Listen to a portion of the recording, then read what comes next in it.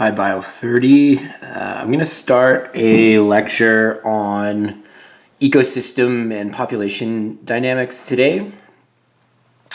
What I'm going to cover in class today is slides 1 through 44. So slides 1 through 44, what they do is you can look at my trusty new kitchen classroom. We're actually looking at Hardy-Weinberg equilibrium for the first half of the class. It's an equation that basically quantifies evolution and population change in an environment. It's a quadratic function, and there's two equations, p squared plus 2pq plus q squared equals 1.0, and p plus q equals 1.0. I'm not going to talk a ton about the actual execution of the equation today. What I'm going to do is I'm going to give you a series of lectures with problem examples, but I'm going to talk about Hardy-Weinberg from a theoretical perspective today, looking at genotype and allele frequency and the reasons why gene pools change in environments. So I'm going to go back to the slides really quickly. And so when we look at Hardy-Weinberg from a theoretical perspective, the one thing that, this is slide 2, the one thing that we do need to be aware of, so there's a couple terms here, phenotype and genotype. Right, so we have to do a little bit of a reminder of evolutionary theory, okay? So when we're going to quantify evolution, we need to understand the basics of evolution. So before I actually do a quick review with evolution, we actually need to understand the difference between genotype and phenotype. So when we look at organisms and we look at the phenotype is the outward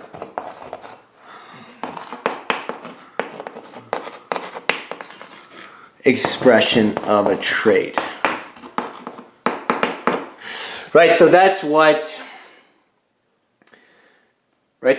the features that an organism actually possesses and shows. So whether that's hair color or eye color or behavioral trait. The phenotype is what we see or observe. And when we look at genotype, the genotype is the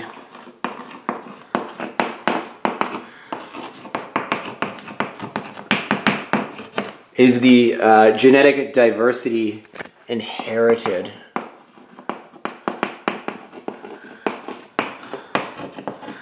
by an organism. So the genotype is the genetic diversity inherited by an organism, and the genotype determines the phenotype. So if you're given a certain set of characteristics genetically, that will give you the outward expression. So for example, if we look at eye color and hair color and all those things, so we know that brown is dominant to blue when it comes to eye color. Okay? So if an individual has a big B allele, an allele is a form of a gene, they could have that genotype or this genotype, right? So this would be homozygous dominant, and then this genotype would be heterozygous, right? This would be brown. So that person would have brown eyes, and this person would also have brown eyes. So they have the same phenotype, but a different genotype. And that's because a dominant allele completely is expressed completely over recessive alleles. Whereas if we had little b, that would be blue eyes, and the genotype would be little b, and the phenotype would be blue. All right?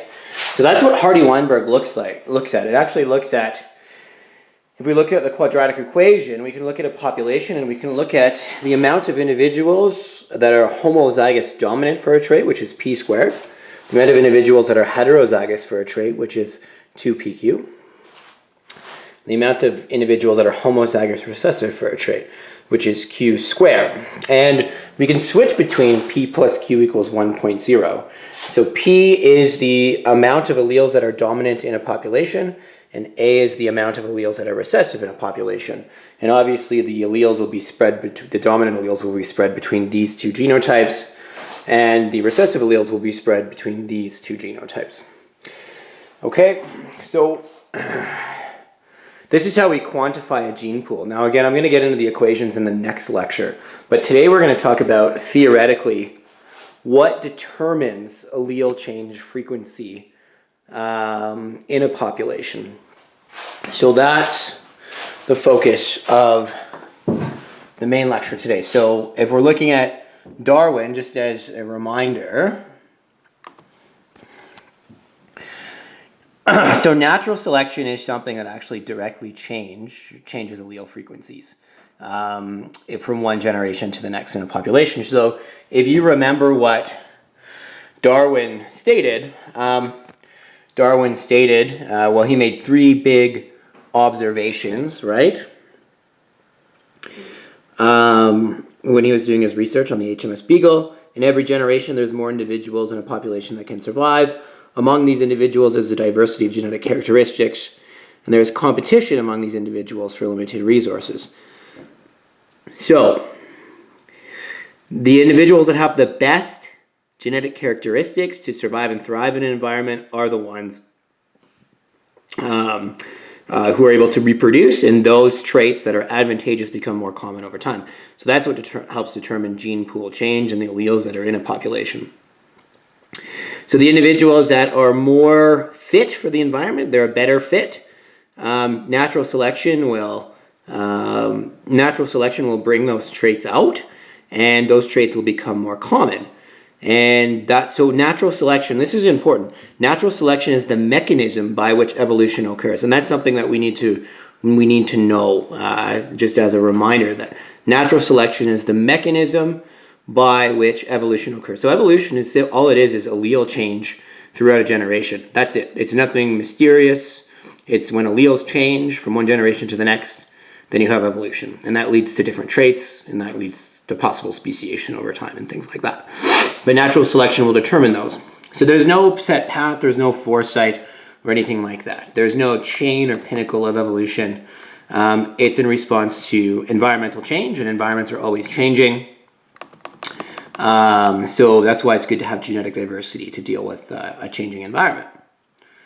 So that's what we call survival of the fittest. Now, fittest doesn't mean like the individual who spends the most time in the gym or anything like that. It means the individual that is better able to collect resources and reproduce. So it is the traits that the individual possesses that allows them to survive and thrive in an environment. Okay, so that's what Hardy-Weinberg, what it allows us to do is it allows us to determine allele frequencies in order to predict future paths of evolution. And it's used to calculate the proportion of a population that carries recessive alleles. And we can determine population numbers of a specific genotype. So we can quantify evolution with Hardy-Weinberg. So there's a couple things that we need to understand about Hardy-Weinberg. Hardy-Weinberg deals with populations. And a population is a group of organisms of the same species that live together in a defined area over a defined time.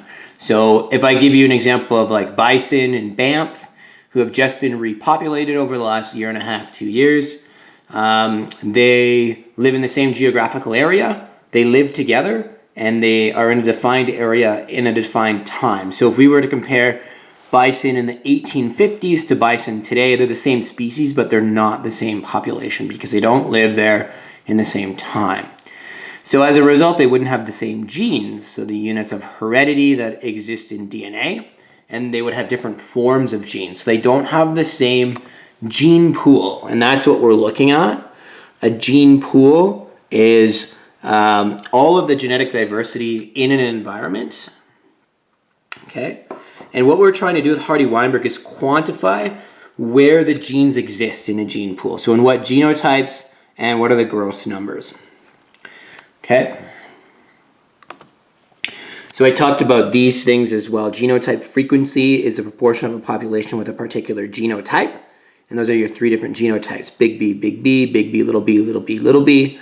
Phenotype frequency is the individuals that have a certain outward characteristic. And remember that you can have multiple genotypes that will express the same phenotype. So that will be important when we come back to the equation. And the allele frequency is just the gross amount of alleles that exist in a population. So Hardy-Weinberg makes a couple of assumptions.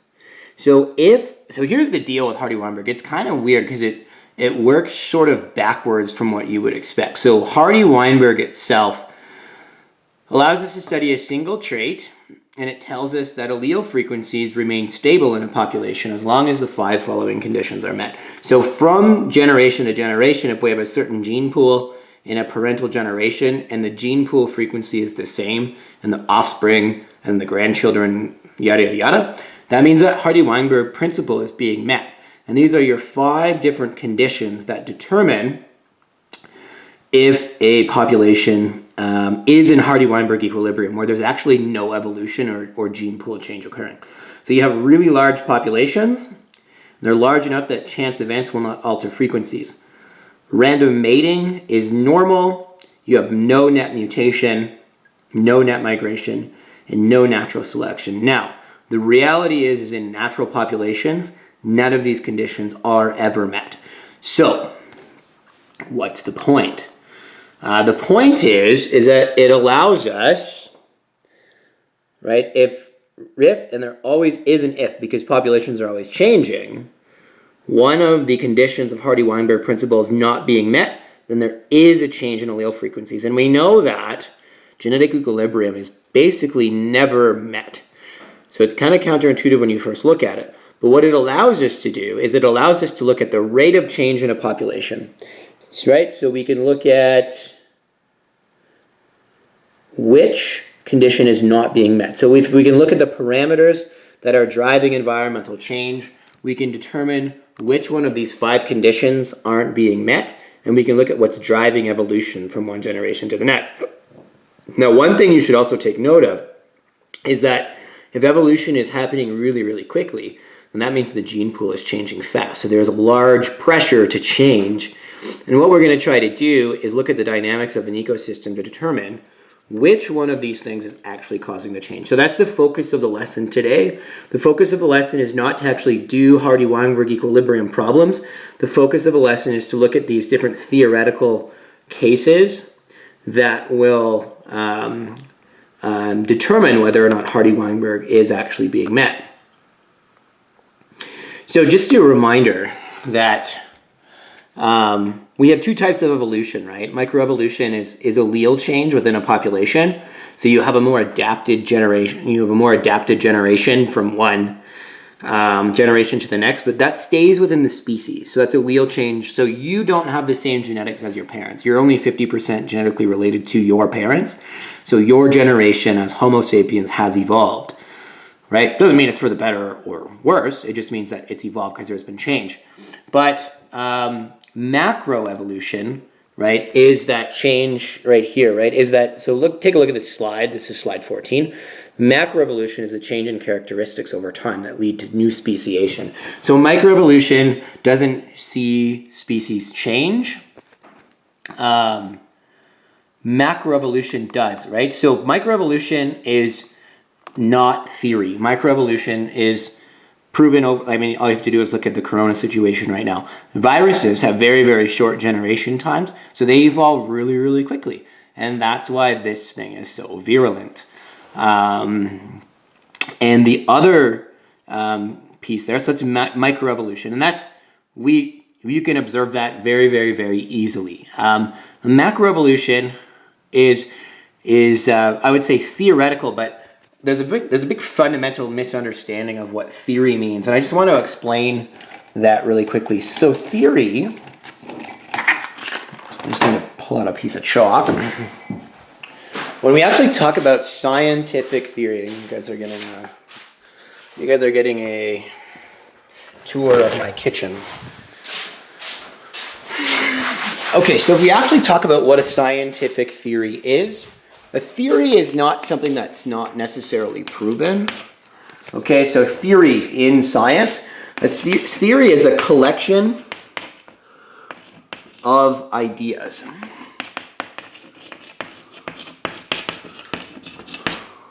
Okay, so it's a collection of ideas that leads to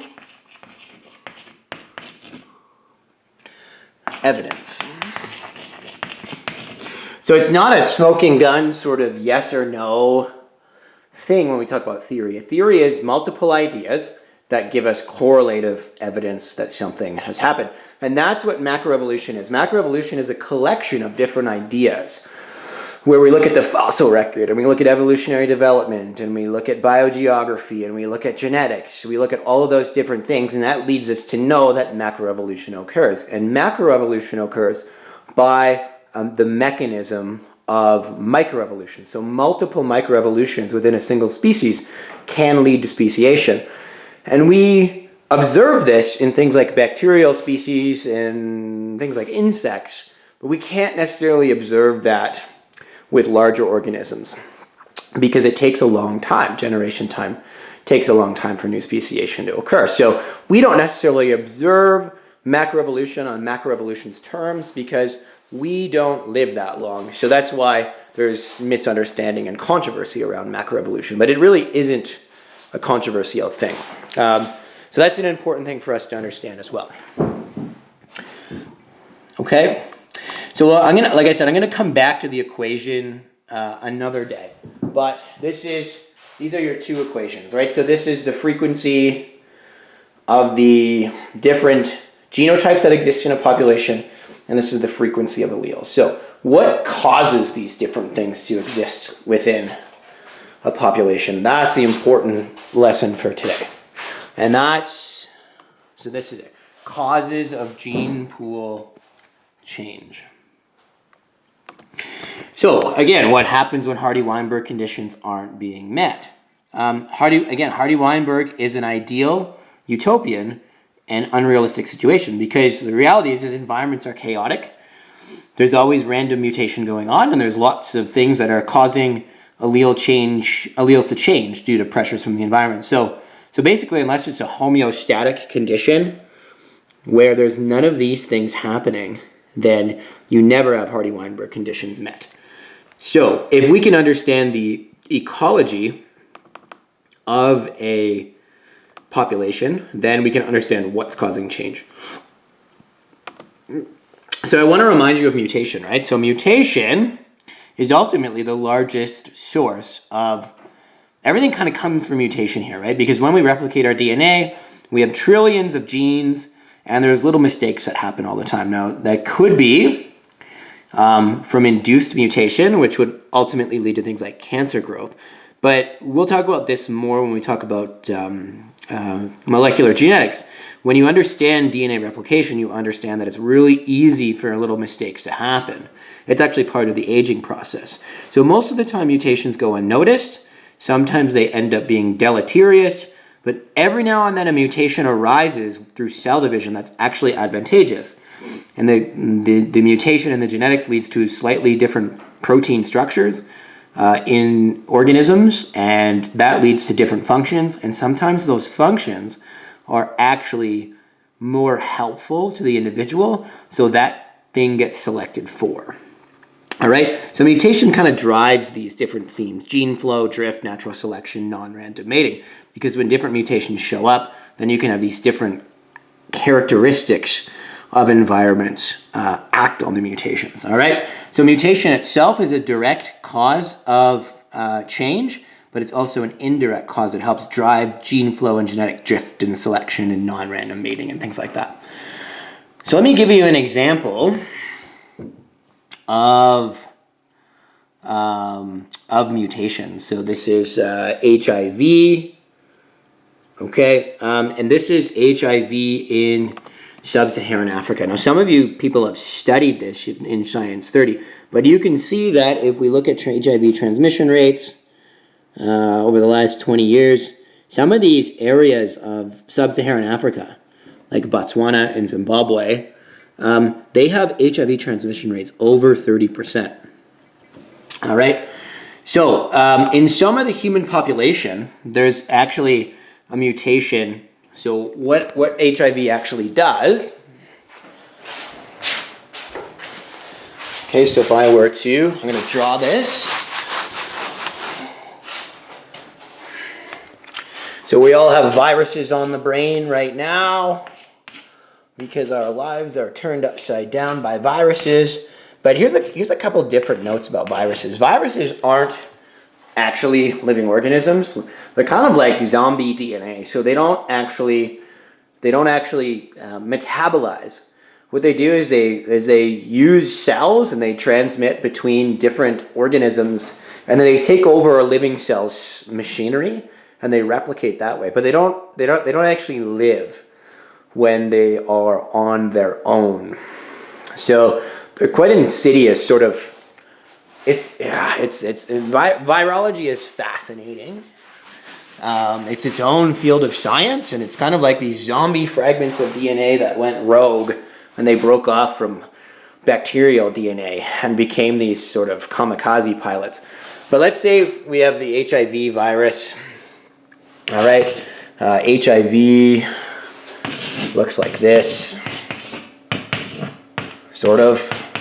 Right, I'm not an artist, but what actually happens is, right, if you look at the T cells in your body, right? So if we have T cells in our immune system, okay, there are antigens and antibodies. So this is an antigen, and this is the CCR5 receptor. All right, so this is the CCR5 receptor, and this normally accepts foreign antigens. And what it can do then is send the antigen to the memory B cells, and then the B cells can make an antibody. But what actually happens is this HIV actually gets into helper T cells through the CCR5. So the HIV injects viral DNA.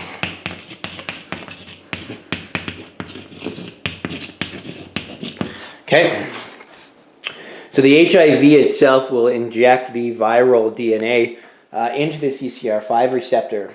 And then what happens is the viral DNA takes over the helper T cells and then destroys your sort of sentries in your immune system. So there's no way for your body to recognize foreign pathogens, right? So you don't die from HIV, you die from a secondary infection when you don't have a functional immune response, all right?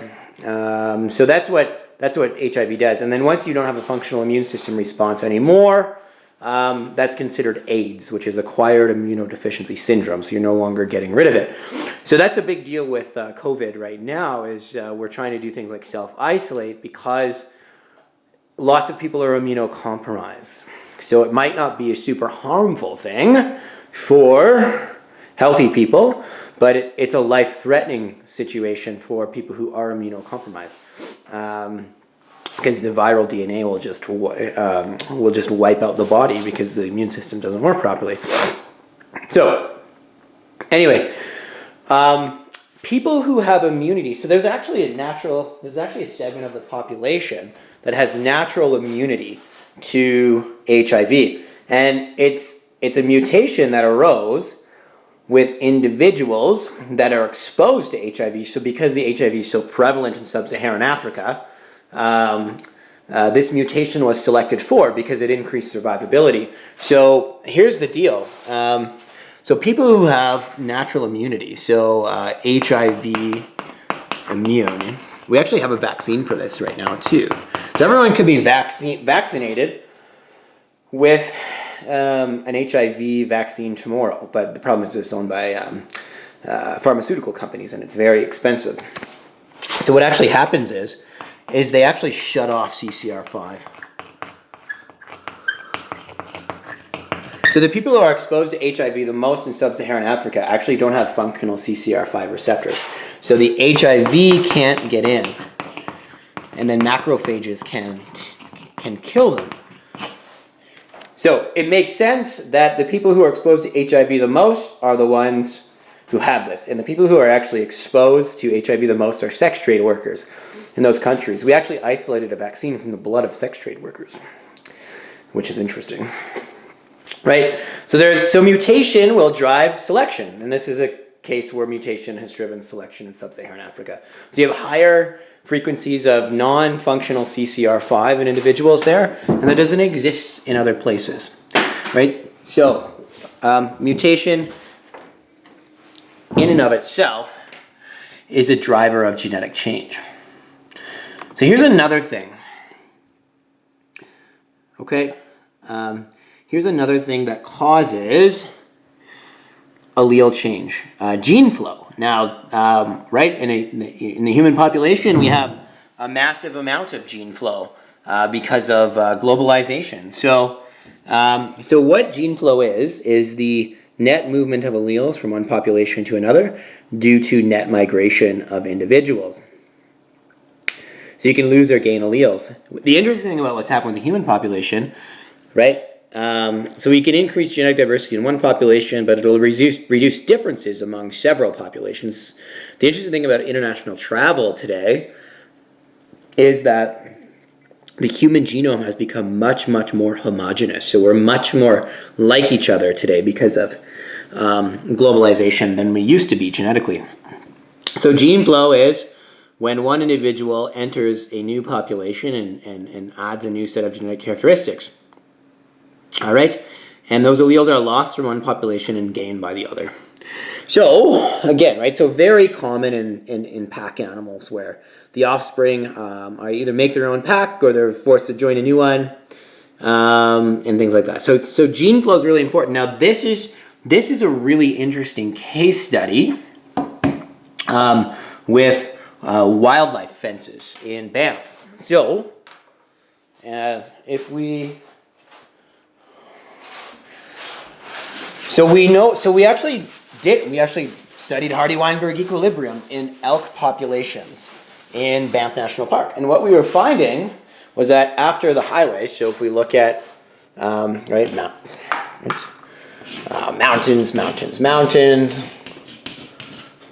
right, mountains, and through the Bow Valley, right, there's a highway. Right, so you have the highway.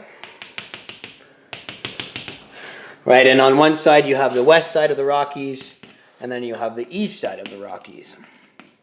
And then you have the wildlife fences, right?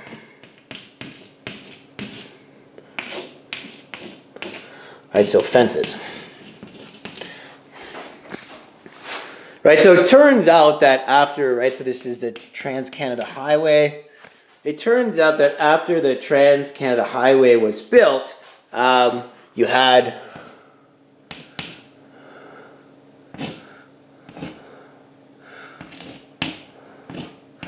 I'm not an artist. You had elk populations on this side, and then you had elk populations on this side. And this happened with grizzlies, and this happened with moose. But because there's so much elk in Banff, all right, they were really easy to study. So what we were finding was there was a decrease in genetic diversity. So decrease in genetic diversity. So what we did with these populations was we quantified the gene pool. We did Hardy-Weinberg equilibrium equations, and we saw the pace at which the elk on the west side of the highway and the elk on the east side of the highway were differing genetically. And we found that this population was fragmented and this population was fragmented. So there were less individuals to mate with each other. So inbreeding depression was starting to become a really big problem. So the issue was there was no gene flow across the highway. So what we did was we built wildlife bridges and wildlife tunnels.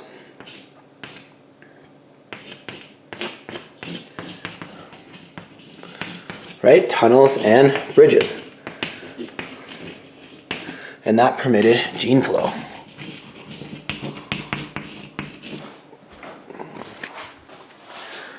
right? So that permitted gene flow.